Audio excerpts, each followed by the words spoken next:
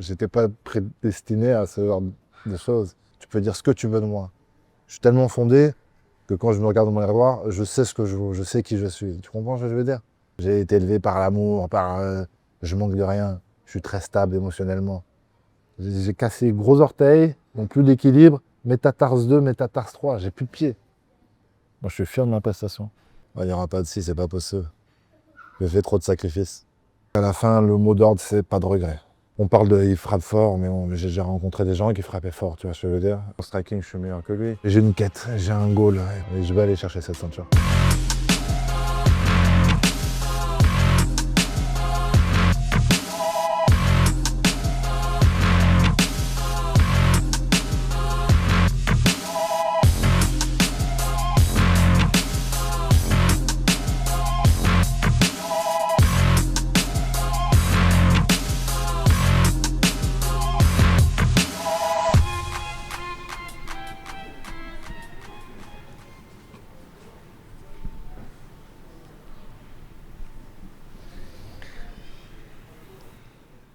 Bonjour Cyril, Bonjour mon ami, comment tu vas? ça va et toi? Ouais, ça Ouais. va, ça va, ça va.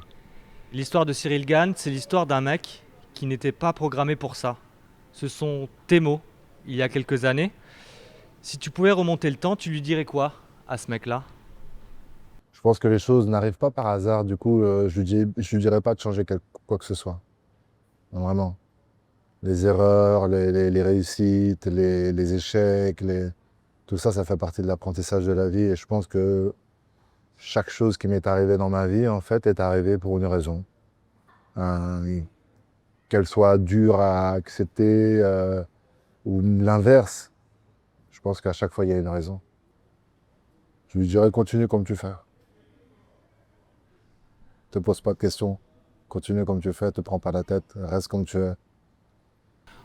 On se retrouve donc ici à Dubaï.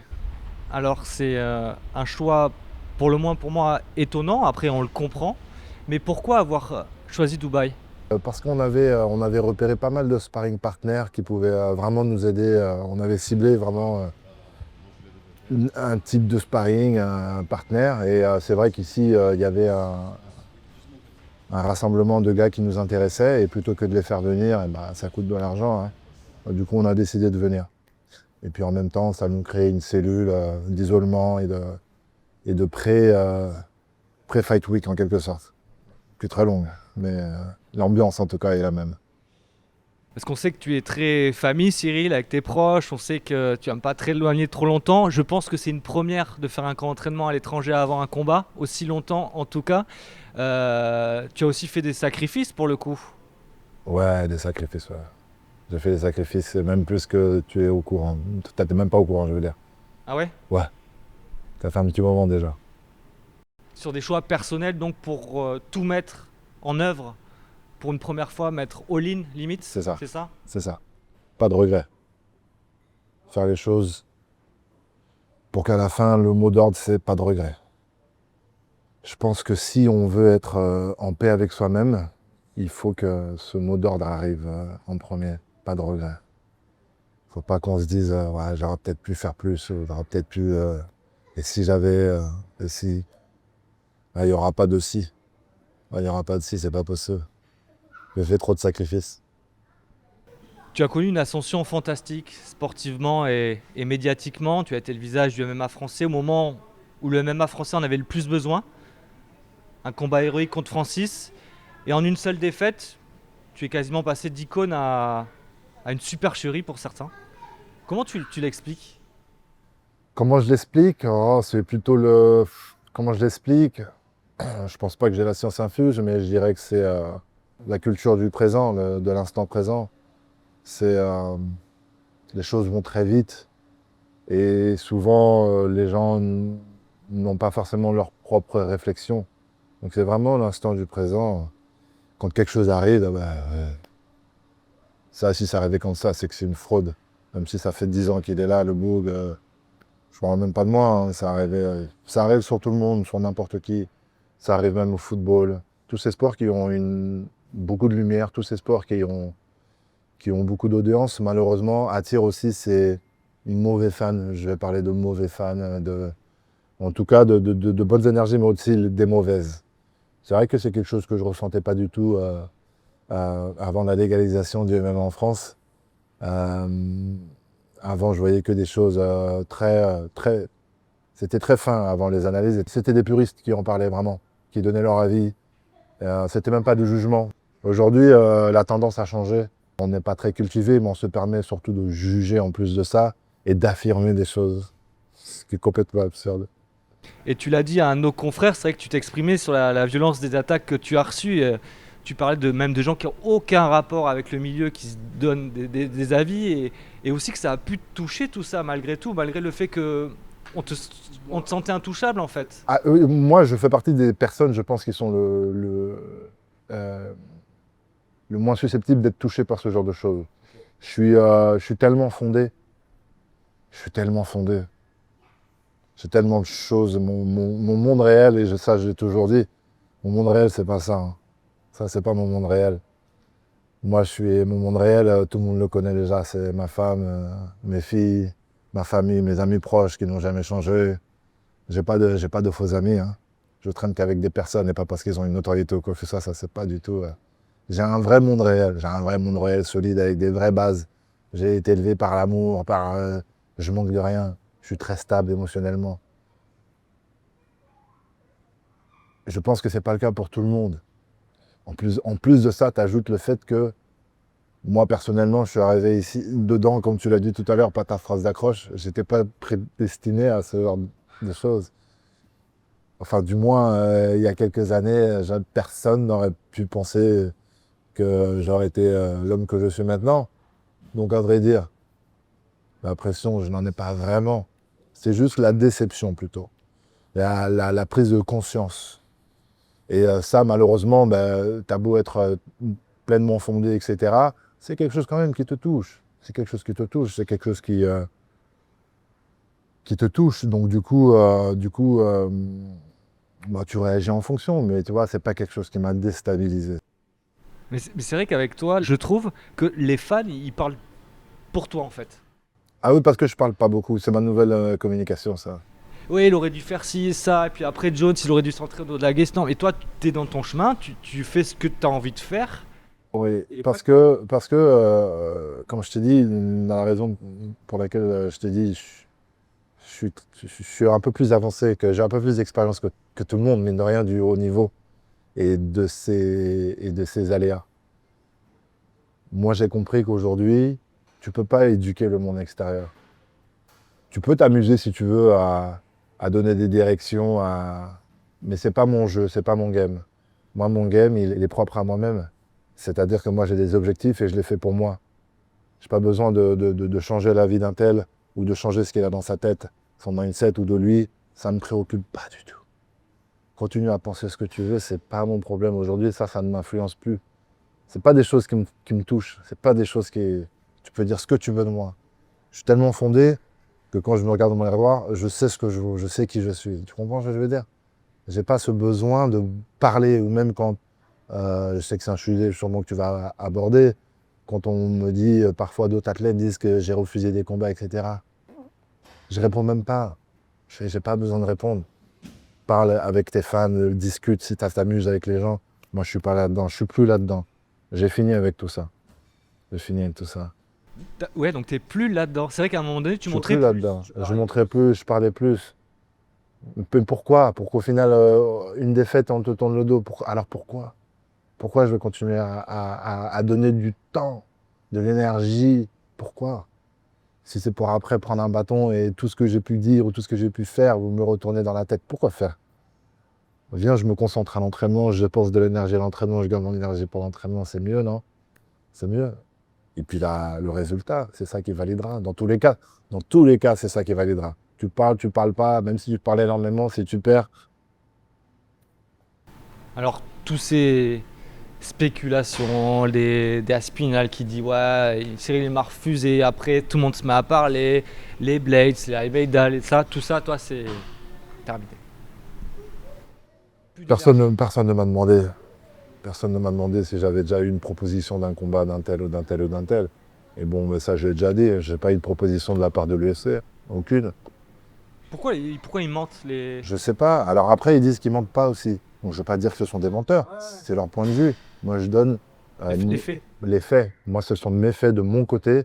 Je sais pas ce qu'il y a eu comme discussion de leur côté pour qu'ils puissent dire et affirmer des choses comme ça. Mais moi, de mon côté, je peux l'affirmer, le droit dans les yeux.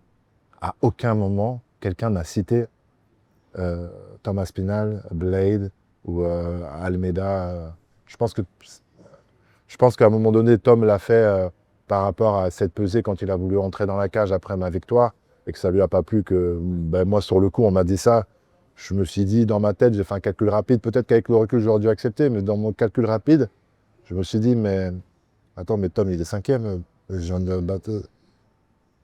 Moi, je vais aller vers l'avant. Si j'accepte ça, ça veut dire quoi? Que je me condamne pour aller encore, tu vois? Donc, dans ma stratégie, c'était pas facile. D'ailleurs, lui, il a eu une opportunité et du coup, il s'est placé devant moi. Et il a eu la même stratégie. Mais la personne est venue lui casser la tête. Tu comprends ce que je veux dire? Parce que moi, j'ai pas parlé.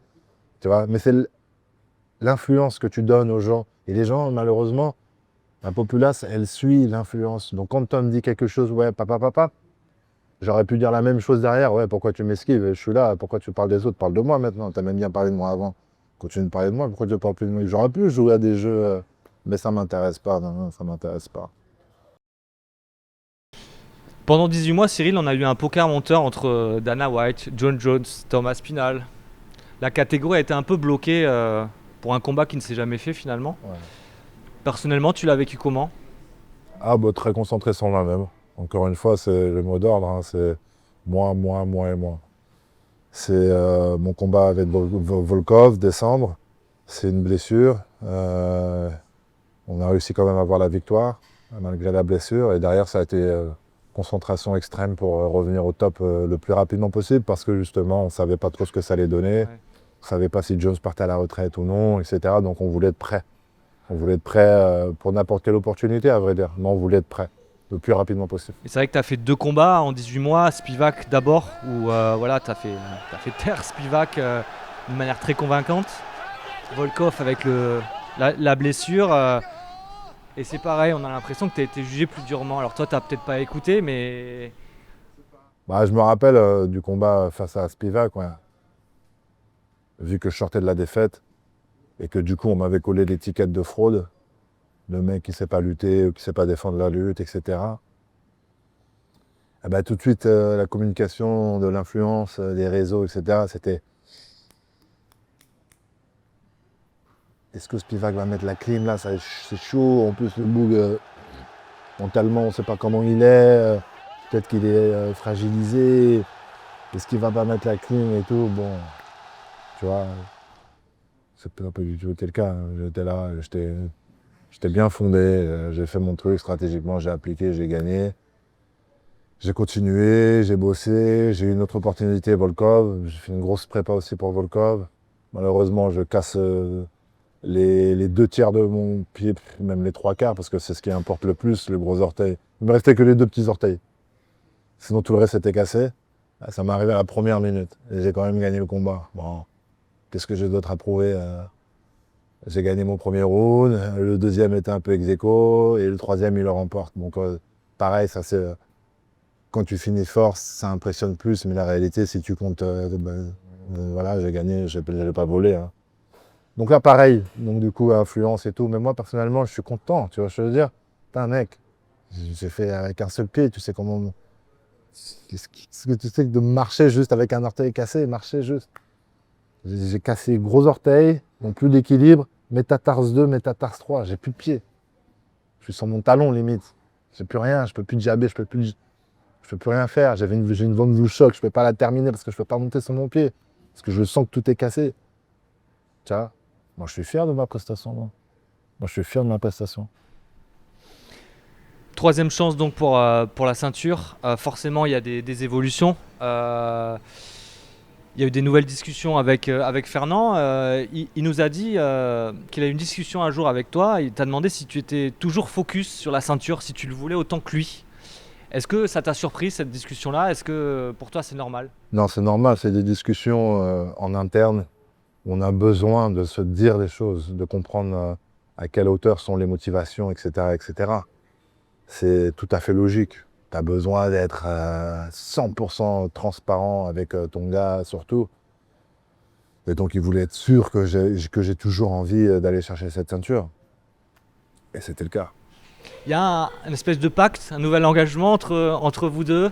Il nous a parlé des histoires de travaux psychocognitifs. Oui, oui, oui, oui. Bah, ça a été des méthodes d'entraînement, donc très ciblées, très cycliques, où on allait chercher certaines choses et ensuite on passait à autre chose, on allait chercher certaines choses. Franchement, on est sur peut-être, enfin, c'est pas peut-être, je pense que c'est le meilleur camp que j'ai pu faire de toute ma vie par rapport aux sacrifices déjà d'une, par rapport aux choses mises en place autour de moi, de mes équipes techniques autour de moi, mais qui bossent pour moi, pour que j'ai la tête libre. Tu vois, ça fait partie des choses qu'un athlète a besoin pour performer. Alors tu as quand même encore le sourire, tu restes le Cyril. Ça ne changera pas, ça. Voilà. Mais c'est vrai que je t'ai senti peut-être sur les exercices plus déterminé, plus focus. Peut-être c'est les sacrifices qui font ça et le fait que tu le ressens aussi. Bien sûr, il y a une énergie différente. Avec tout ce qu'on va chercher à chaque fois à l'entraînement, c'est un cheminement logique, que ce soit cognitif, que ce soit en termes de dépenses énergétiques. Tout ça, c'est pour arriver à une date, pour arriver à un combat à 25 minutes, à 5 fois 5 minutes. C'est que pour ces 5 fois 5 minutes qu'on fait tout ça, tous ces sacrifices, T'es obligé d'être dans cette mentalité-là. Thomas Spinal est ceinture noire de JJB, donc plein de spécialistes le catégorisent automatiquement comme crack du sol. Dans la tête de tout le monde, c'est ton point faible. Pas tout le monde. Hein. Oui, Beaucoup de mais l'influence en tout cas dit Voilà. que c'est mon prof. Est-ce que tu crains d'aller au sol avec lui? Non, je ne crains absolument pas. J'ai jamais. C'est jamais arrivé que j'arrive sur un combat et que j'ai peur d'aller au sol. J'ai toujours dit ça. Hein. J'ai jamais eu peur d'aller au sol avec qui que ce soit. Avec qui que ce soit. Je produis des choses à l'entraînement qui sont rassurantes. C'est la raison pour laquelle je parle comme ça. Quand je dis rassurante, c'est parce que je tourne avec beaucoup de personnes et que je vois ce que ça donne. Bon, ben je me dis non, j'ai pas peur d'aller au sol. J'ai jamais eu peur d'aller au sol. Malheureusement, avec John Jones, et d'ailleurs c'est la seule fois que j'ai perdu, par soumission d'ailleurs, j'ai perdu 2 combats dans ma vie. Francis, c'était au point, et Jones, et c'était une soumission. C'était pas pour fighter au sol, c'était justement pour remettre le combat debout, et du coup, voilà, c'était une erreur que j'ai faite parce qu'il y avait des choses dans ma tête qui étaient restées, des paroles qui étaient restées. Il faut pas rester au sol, il faut pas rester au sol, et bêtement, j'ai fait une erreur. Je me suis soulevé au moment où il ne fallait pas me soulever, etc. Et j'ai donné l'opportunité. Ça a été une erreur qui m'a coûté très cher parce que John Jones, c'est John Jones. Mais à part ça, les stats disent quoi? Que beaucoup de gens m'ont amené au sol, que j'ai perdu beaucoup par soumission. Non, les stats, elles disent pas ça. Elles disent tout le contraire. Que j'ai des soumissions au sol, que j'ai déjà mis des bras-têtes à des ceintures noires, que j'ai mis des records ou même des clés de talons, des machins. Les stats, elles disent tout l'inverse. Mais l'influence dit que. Moi, je ne peux pas changer la mentalité des gens. Je ne peux pas aller leur dire, mais regardez ce que j'ai fait. Prenez le temps de regarder ce que j'ai fait. Regardez bien ce que j'ai fait. Reprenez les articles, reprenez les trucs. Ça, moi, je le sais. Et c'est le plus important. Je n'ai pas besoin de dire aux gens, de prouver aux gens. Comme disent les jeunes, je ne suis pas un prouveur. Je ne suis pas un forceur, je ne suis pas un prouveur. En tout cas, ce duel face à Spinal est alléchant pour beaucoup de monde parce qu'on a affaire à 2 poids lourds un peu New Generation. Et ça fait beaucoup parler, ça fait beaucoup saliver en fait ce combat-là. Ouais, ça fait déjà un petit moment qu'il fait saliver ce combat-là. Ça fait déjà un petit moment et c'est vrai parce qu'on a 2 combattants agiles sur leurs pieds, capables de faire pas mal de choses, avec quelque chose qui esthétiquement est joli parce que c'est rapide, parce que ça peut faire un peu tout. Donc on a aussi une opposition de style. Moi j'aime plutôt rester debout, lui il aime plutôt aller au sol, qui va réussir à imposer son style. Encore une fois, c'est marrant parce que c'est assez contradictoire. Si on suit l'influence des gens et qu'on parle de fraude, Cyril c'est une fraude. Aujourd'hui j'ai encore ma 3e chance pour le title shot. Et on parle de ce combat-là comme le combat de... Bon, vous ne pouvez pas dire que Cyril c'est une fraude et dire que ce combat-là c'est le combat ultime qu'on attendait depuis. Tu vois ce que je veux dire? et une incohérence totale. Mais, mais oui, moi personnellement, je sais que Tom, c'est vraiment cette new generation, comme tu dis, qui est assez complet, rapide, tu vois, qui est joli à voir. Les gens aiment ça. Ils aiment voir des combats de poids lourds où c'est lent et ça frappe dur, ouais, c'est bien. Mais ils aiment voir des choses où c'est impressionnant visuellement. D'ailleurs, en striking, tu te sens meilleur que lui? Oui, je pense qu'en striking, je suis meilleur que lui. Comme pour autant, je l'admets, il a plus de background que moi au sol. Donc je vais admettre qu'il a quand même un sol beaucoup plus complet que moi. Mais c'est pas pour autant non plus qu'il va s'imposer au sol. Donc non, je pense que sur le striking, bon, on parle de il frappe fort, mais j'ai déjà rencontré des gens qui frappaient fort, tu vois ce que je veux dire. Non, ça va être intéressant. Moi, c'est un combat qui vraiment, plus les semaines passent, et plus ça me hype, parce que nous, on rentre profondément dans la stratégie, dans des trucs. On aime voir ce qu'on voit à l'entraînement. J'ai hâte de voir ce combat-là. J'espère juste une chose, c'est que tous les deux, on va arriver 100% bien dans nos baskets pour pouvoir donner le meilleur spectacle, parce que la finalité, c'est ça. À la fin, si on arrive à donner une belle guerre, bah, tout le monde s'en souviendra. On finit sur les enjeux, Cyril. Si tu bats Aspinal, les faits sont là, tu vas entrer dans l'histoire. Le poids de l'histoire, des attentes, tu l'as vécu déjà. Est-ce que tu le mesurais au départ et est-ce que tu le mesures mieux aujourd'hui qu'il y a quelques années? C'est pas bête ce que tu dis. J'ai l'impression que je le mesure mieux aujourd'hui, mais d'un point de vue personnel. Pas, pas les conséquences ensuite, comme on parle beaucoup, on m'a beaucoup posé la question. Mais si tu as la ceinture, tu te rends compte, qu'est-ce que tu penses que ce qui va changer en France, etc. Écoute, maintenant, je pense que les Français sont bien imprégnés de ce qu'est le MMA. En plus, je ne suis pas le seul. Maintenant, je ne suis pas le seul à être là-haut, tu vois ce que je veux dire. On a Manon qui a eu sa chance, on a Nassourdine qui va bientôt avoir sa chance. Et puis, il y a d'autres derrière qui poussent, tu vois ce que je veux dire. Et puis, il y en a d'autres encore qui sont sur les circuits, qui ne sont pas encore sur les gros circuits, mais qui vont arriver. Donc, est-ce que ça va changer concrètement? Ça va être une fierté, je pense, pour le pays, une satisfaction pour le pays, ça c'est une certitude. C'est quelque chose qui fait toujours plaisir de voir un confrère qui gagne quelque chose et d'être sur le toit du monde. Je représente mon pays, je représente la France, donc j'emmène mon pays avec moi en haut, sur le toit du monde, si jamais demain j'ai cette ceinture. Mais si tu perds pour la troisième fois, t'es aussi blindé contre ce qui peut suivre derrière? Oui, j'ai parlé tout à l'heure d'une chose bien plus importante que tout ce qui peut arriver derrière, c'est les regrets personnels. Aujourd'hui, je suis dans une phase où je suis élevé. Je suis élevé et mes réflexions sont beaucoup plus élevées que de lire Ma réflexion, elle est vraiment... C'est de l'introspection. Est-ce que j'ai fait assez? Est-ce que j'ai fait le nécessaire? Qu'est-ce que j'aurais dû faire, etc., etc. Aujourd'hui, je suis dans un niveau de sacrifice et d'entraînement qui fait que je ne peux pas avoir de regrets. Si demain il gagne, c'est peut-être qu'il est plus fort que moi. Tu comprends ce que je veux dire? Il y a pas des fois, il n'y a pas de... Tu comprends ce que je veux dire? C'est un mec qui est plus fort, il est plus fort. Tu vois, on voit ça sur tous les events de l'UFC. Sur chaque combat, il y a un gagnant, il y a un perdant. Donc après, il y a multiples choses qui peuvent arriver. Mais comme je t'ai dit, j'ai fait un camp d'entraînement et beaucoup de sacrifices. On parlait en début d'interview du mec qui n'était pas programmé pour tout ça. L'histoire de ce mec, elle finit comment, Cyril? Bon, j'espère qu'elle va bien se finir quand même. J'ai une quête, j'ai un goal. Et maintenant, c'est pour moi. C'est vraiment pour moi. Les choses, je les fais pour moi. Et je vais aller chercher cette ceinture. Merci, Cyril. Un plaisir, les gars.